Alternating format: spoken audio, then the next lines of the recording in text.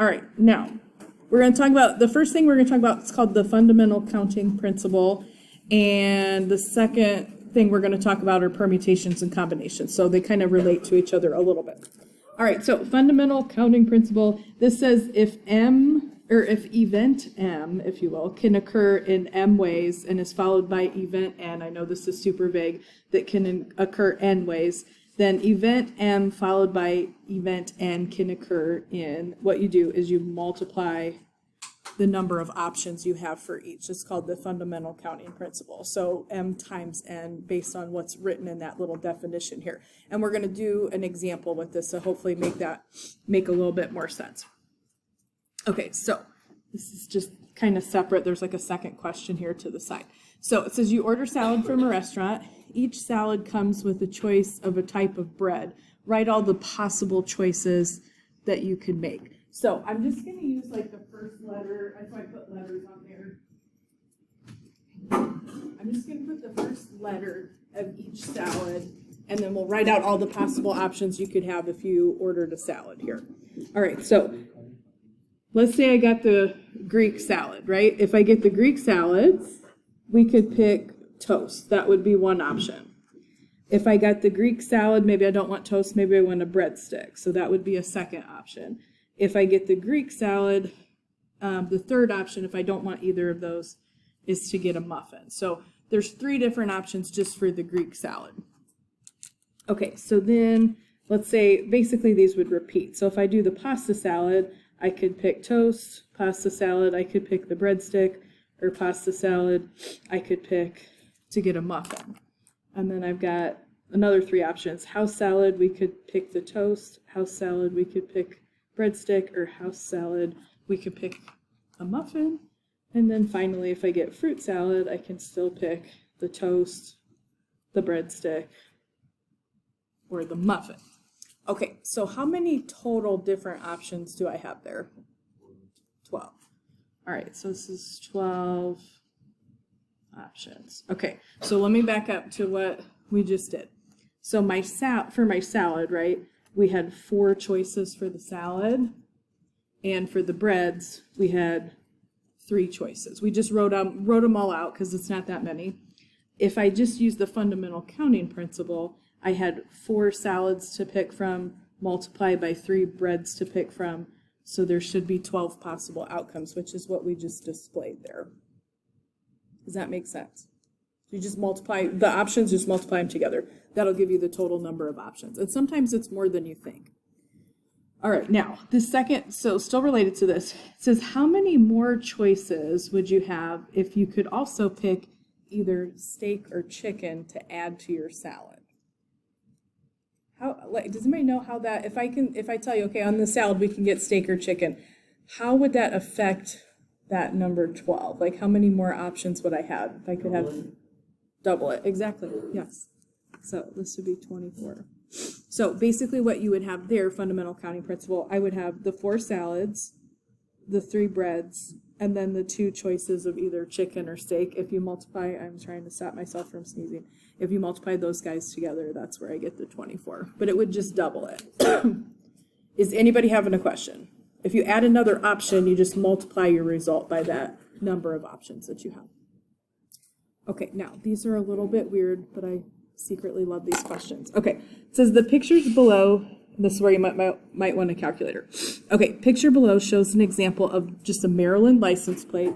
This one's what their license plate looked like in 2004, and this is what their license plate looked like in 2012. So it says how many more 2004 style license plates were possible than the 1912. Okay, so here's what we're going to do. There's no rules or anything like that. So I've got 3 letters and then 3 numbers. So I'm just going to, and you don't have to do this, so this is just how I do these problems. So I have 3 letters, so I'm just going to write like 3 little blank lines. And then we have 3 numbers.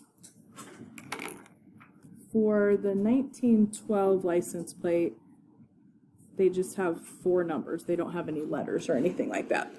Okay, now there's no specificity about like we can't repeat a letter or we can't repeat a number or anything like that. So if I can just pick any letter in the alphabet for that first slot, how many letters do I have to pick from? 26, because there's 26 letters in the alphabet. Okay, now the second spot is also a letter. So how many letters do I have to pick from? Same thing, so 26. And so each one of these, it doesn't say like we can't repeat a letter or anything like that. So each one of those slots, we would have a choice of 26 different letters. Okay, now think about this for a second because people always get this wrong. If I have a digit, a single digit, how many single digits do you have to pick from if you're going to make a license plate? 10. It's 10 because of the 0. 10 because of the 0. Okay, so like you go 0, 1, 2, 3, 4, 5, 6, 7, 8, 9. So there's 10 different digits that are just a single digit that you can pick from because 0 would count as one. Now, based on that fundamental counting principle, and this will be a huge number, you would literally just multiply all these numbers together. All right, so on your calculator or whatever, 26, 26, I'm just multiplying these all together. This is a huge number, which makes sense because you got to accommodate a lot of different people within a state when you make a license plate, so we have to have a lot of different options.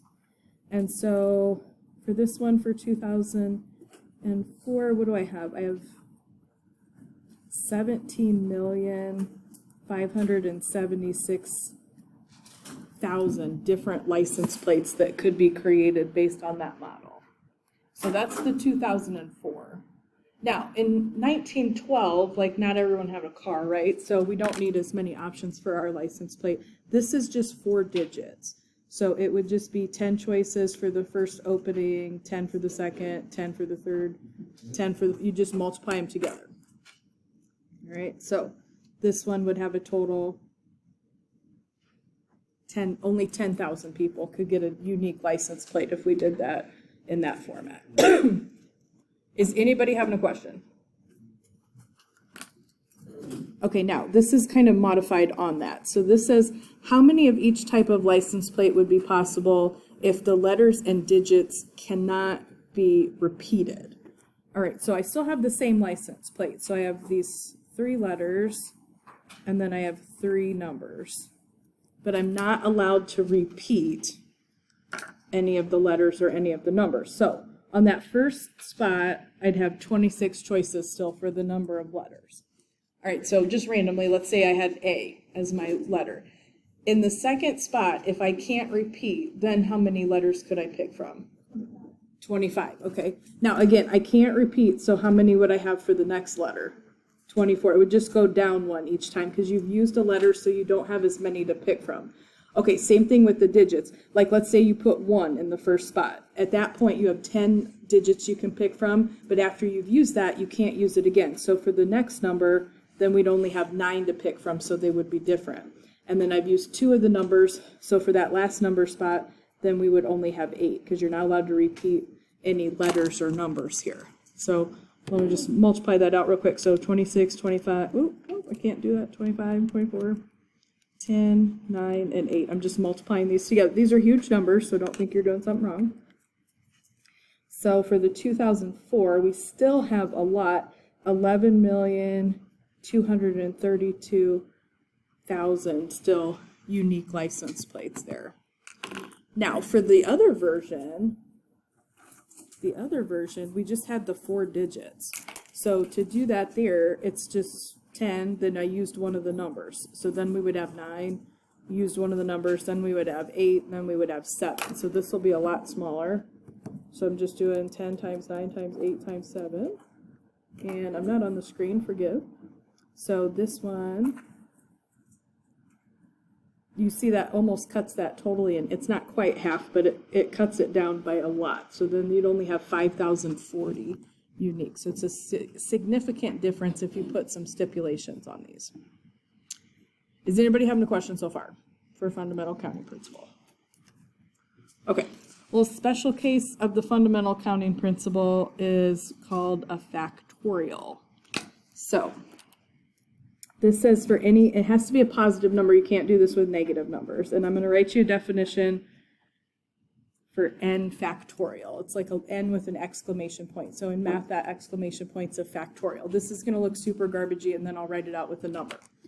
All right, so this would be, you would start with whatever that number is, and I'll show you how to do this in a second, you'd multiply it by 1 less than the number, 2 less than the number, and this would continue till you got all the way down 3 times 2 times 1. So it depends on what the number is. You might not have to have that many.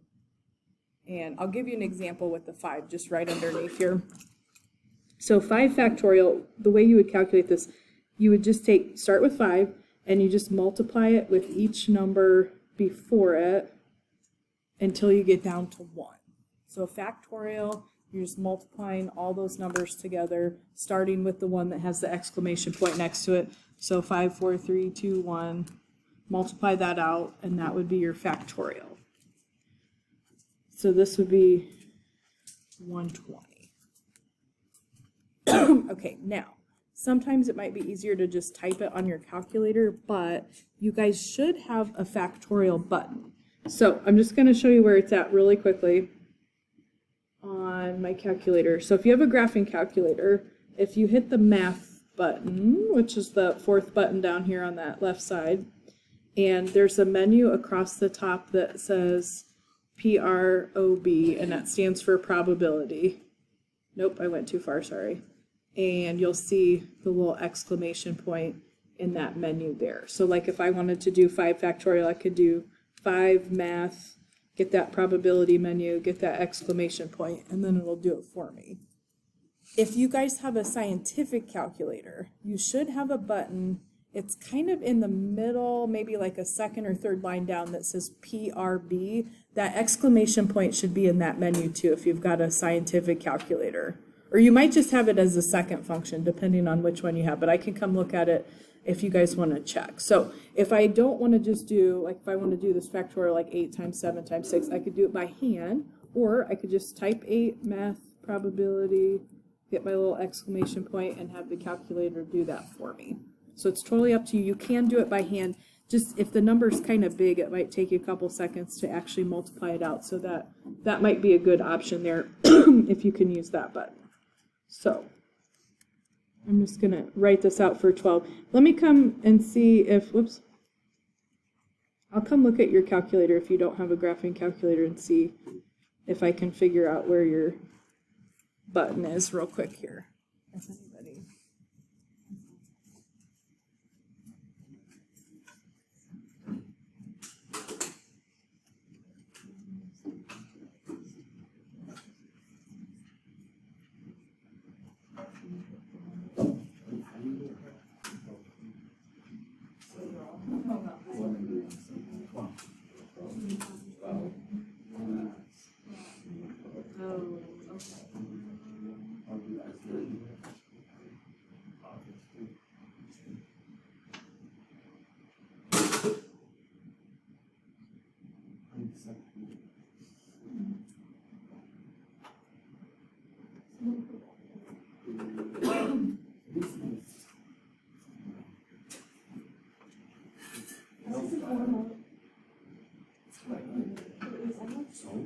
It makes track something more. I'm like almost done. Oh my god. Not even trying to be a stereotype, but that is a throw. I'm good. I clicked the math button. Okay. I was like 19. You've got graphing. You find it.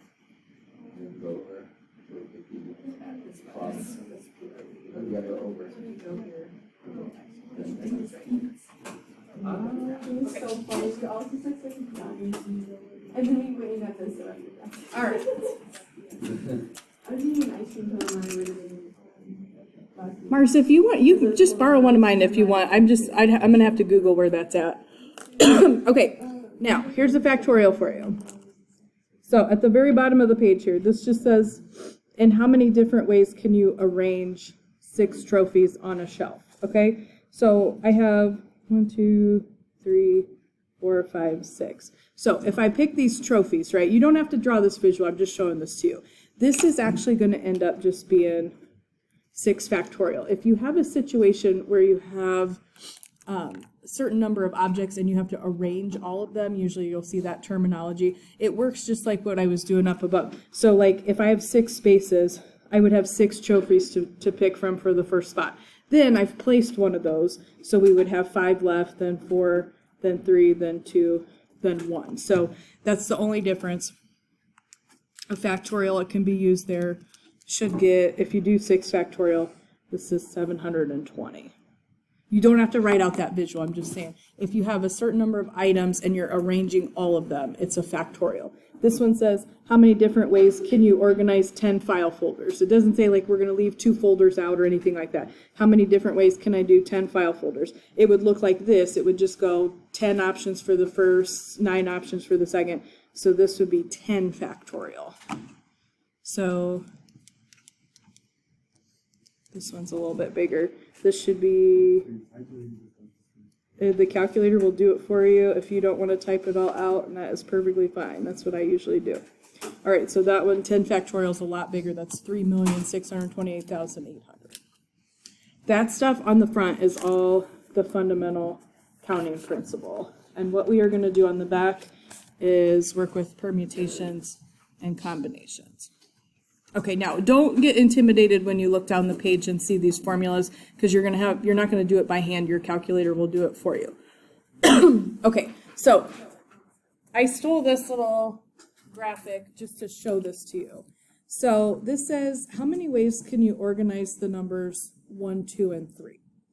All right, so this side is all the different ways you can organize those 3 numbers if the order mattered. All right, order mattered. And then if the order doesn't matter, you can see here, I just have one option. So they're vastly different. If the order does matter, these guys are an example of what we call a permutation. And this guy all alone by itself on this one side, when the order doesn't matter, that is called a combination. Okay, now, so it just says permutation, arrangement of items in a particular order where the order does matter. So whatever you're working with, we'll get to some examples here. The order of these does matter. Okay, when you work on these, they have this formula underneath here, and I literally just stole this from a textbook, but this is a general formula for a permutation, but there is a button on the calculator that'll do all this math for you. I just want to show you kind of what it looks like here. So this is with variables, and you'll see it starts with an N, and then P stands for permutation in the middle, and then like a little subscript that has an R. So N is the total number of items you have, and R is how many out of that group you want to arrange. So we're not going to arrange all of them, but maybe, you know, I have 6 numbers to pick from and I want to pick 3 or something like that. Whenever you do any of these problems, N is going to be the bigger number. It has to start with the bigger number, and actually R can be smaller, and in certain cases it could actually be the same. But whenever you set these up, you want to make sure you start with the bigger number. And I know I don't have like a concrete example, but we'll do that in a second. So this is just that same formula with the lovely numbers plugged in, and I'm just going to show you guys where to get to this menu real quick on this calculator. If you have a scientific, it should be the same menu where you found the exclamation point, might be a second function on a button. If you have a graphing calculator, you're just going to hit math, that same probability menu, and the permutation is the second one down. We'll do combinations here in a second, and that'll be the third one down. So both of these are in this menu.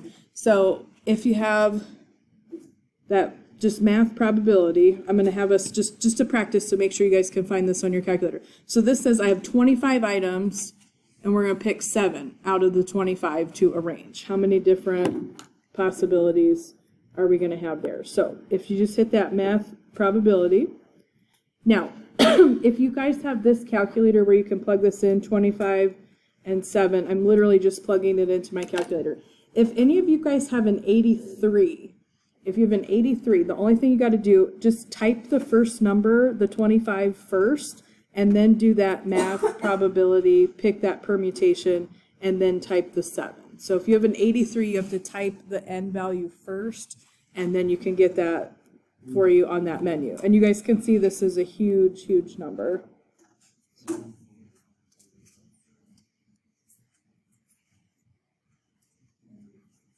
And I will come help you if you have a question on any of these of how to do this on your calculator. Okay, so we're just going to do a couple permutations. I promise this is not terrible.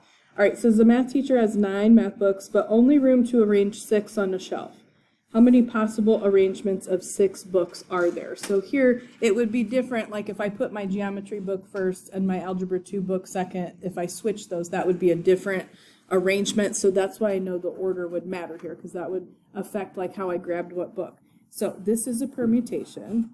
So we have 9 total books, and out of that, you're going to pick to organize 6 of them in a particular order. So you can use that button. You can use that button, or you can actually, if you want to, you can do what we did on the front. So like I'd have 9 books and then 8. I could do it this way. This will give you the same thing, what we started to do on the front. If I want to arrange 6 of them, this would give you the same exact thing it would if you want to use that. I only put 5, sorry. If I want to use that permutation button, or if you want to do that by hand, you can just multiply those out. It's totally up to you. But I'm just going to use my calculator to do it here. Permutation, make sure you pick the P. The 9 has to go first. If you accidentally put the 6 first and the 9 second, it would tell you it was an error. So the bigger number has to go first. So then there are 60,480 different ways we could do that.